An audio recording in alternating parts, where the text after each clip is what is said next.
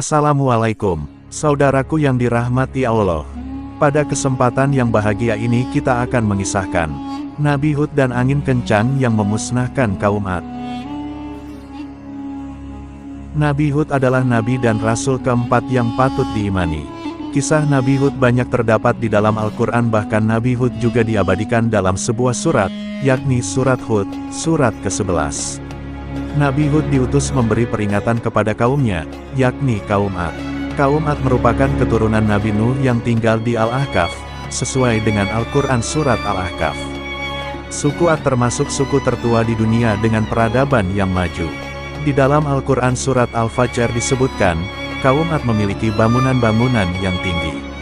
Allah juga melebihkan kekuatan serta kekayaan pada kaum Ad.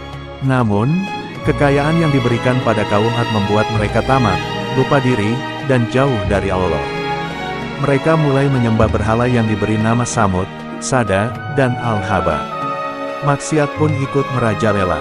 Kemudian Allah mengutus Nabi Hud untuk memperbaiki akhlak dan kelakuan kaum Ad. Allah berfirman, "Dan ingatlah, Hud saudara kaum Ad, yaitu ketika dia memberi peringatan kepada kaumnya di Al-Ahqaf, dan sesungguhnya telah terdahulu beberapa orang pemberi peringatan sebelumnya dan sesudahnya, dengan mengatakan, janganlah kamu menyembah selain Allah, sesungguhnya aku khawatir kamu akan ditimpa azab hari yang besar." Al-Quran surat Al-Ahqaf ayat 21. Setelah diangkat menjadi nabi dan rasul, Nabi Hud mulai memberi peringatan kepada kaum Ad, menyerukan kepada kaumnya untuk menyembah Allah dengan menunjukkan bukti-bukti keesaan Allah. Allah mengutus Nabi Hud untuk memperbaiki akhlak kaum Ad yang tamak. Alih-alih percaya pada Nabi Hud, kaum Ad justru melemparkan cemooh dan menyebut Nabi Hud dengan sebutan orang gila. Dengan sabar, Nabi Hud menghadapi segala caci maki yang diberikan untuknya. Nabi Hud tetap tak gentar menyiarkan agama Allah dan menyatakan bahwa azab akan segera tiba bagi orang yang kafir. Bukannya menurut, kaum Ad justru balik menantang Nabi Hud untuk segera menunjukkan azab itu. Keangkuhan kaum Ad membuat Allah menunjukkan kekuasaannya dengan menurunkan azab dalam sejumlah tahapan. Tahapan pertama, pembalasan Allah kepada kaum Ad adalah berupa bencana kekeringan yang melanda ladang dan kebun mereka. Kekeringan itu membuat kaum Ad kehabisan stok makanan, sehingga mereka pun kelaparan.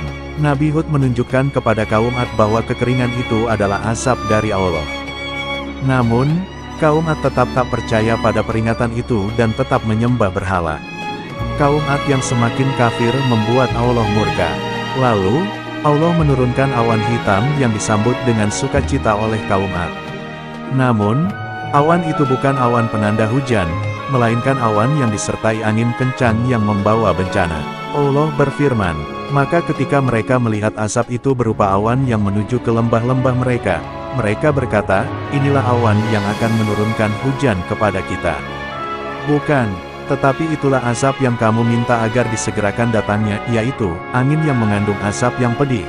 Al-Quran surat Al-Ahqaf ayat 24. Dalam surat Al-Haqqa disebutkan, kaum Ad ditimpa oleh angin yang dingin dan kencang, yang berputar selama 8 hari 7 malam. Angin itu menghancurkan dan melenyapkan kaum Ad di muka bumi.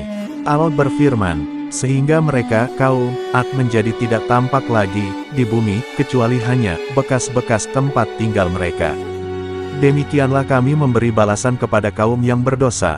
Al-Quran surat Al-Ahqaf ayat 25. Tak ada yang tersisa dari bencana besar ini selain Nabi Hud dan orang-orang beriman yang berlindung di sebuah lembah. Setelah kaum Ad binasa, Nabi Hud dan orang mukmin hijrah ke Hadramaut memulai kehidupan baru. Kisah Nabi Hud dan kaum Ad ini memberikan banyak hikmah dan pelajaran yang masih relevan hingga saat ini. Pertama, kekayaan dan kekuatan kaum Ad merupakan titipan Allah yang tak patut disombongkan. Kedua, janji Allah akan azabnya adalah nyata. Allah menunjukkan kekuasaannya dengan menurunkan angin kencang yang menghancurkan. Ketiga, kesabaran dan kegigihan Nabi Hud menyerukan agama Allah layak ditiru hingga saat ini. Demikian kisah yang dapat kita petik. Semoga bermanfaat dan barokah. Amin.